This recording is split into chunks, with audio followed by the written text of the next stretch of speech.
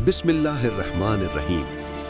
ये कहानी है एक पुराने ज़माने की, जब कच्चे रास्ते, मिट्टी के घर और सादा दिल लोग हुआ करते थे। एक छोटे से गांव में एक ज़हीन और बाअखलाक लड़का रहता था, जिसका नाम अयास था। अयास के पास दुनिया की दौलत तो नहीं थी, मगर उसके दिल में अल्लाह पर ऐसा मजबूत यकीन था, जो पहाड़ों से ज़्यादा मजबूत था। अयाज अपनी बूढ़ी माँ के साथ रहता था। माँ कमज़ोर हो चुकी थी, चलना फिरना मुश्किल था, मगर उसकी ज़बान पर हर वक्त दुआ रहती। उनकी रोज़ी का वाहिद ज़रिया चंद बकरियां थीं, जिन्हें अयाज रोज़ाना सुबह सवेरे चरागाह ले जाता और शाम को वापस लाता। अयाज निहायत ज़हीन था, हालात को समझता था, लोगों को पहचानता था और हर काम सोच समझ कर करता था। वो ज़माना अमन का नहीं था।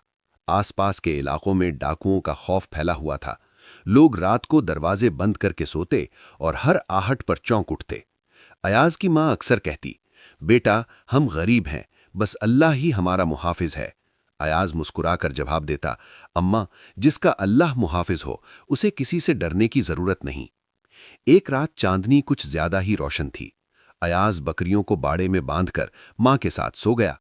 आधी रात को अचानक बाहर से सरगोशियों और कदमों की आहट सुनाई दी। अयाज फौरन समझ गया कि डाकू आ गए हैं। उसने घबराहट के बजाय दिल ही दिल में अल्लाह को याद किया और माँ को आहिस्ता से जगाकर कहा, अम्मा डरना मत, अल्लाह हमारे साथ है। डाकू दरवाजा तोड़कर अंदर दाखिल हो गए। उनकी नजरें बकरियों पर थीं। एक डाकू ने तंजिया हंसी के साथ कहा, लगता है आज हमारी किस्मत जाग गई है। अयाज ने पूरी हिम्मत के साथ उनकी तरफ देखा और कहा, ये बकरियां हमारी रोजी हैं, मेरी बूढ़ी माँ की दुआओं का सहारा है। अगर लेना ही है तो अल्लाह से डर कर लेना। डाकू एक लम्हे के लिए रुक गए। अयाज के चेहरे पर खौफ नहीं, बल्कि अजीब सा यकीन और सुकून था।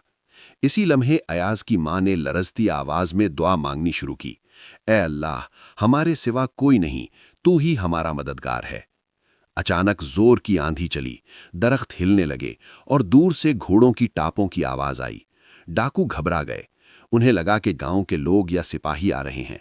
वो जल्दी में कुछ लिए बगैर ही भाग खड़े हुए। सुबह हुई तो गांव वालों को खबर मिली। सब अयाज के घर जमा हो गए। लोग हैरान थे कि एक कमजोर लड़का और बूढ़ी माँ डाकुओं से कैसे बच गए। अयाज ने बस इतना कहा, मैंने कुछ नहीं किया, ये अल्लाह पर यकीन की ताकत थी।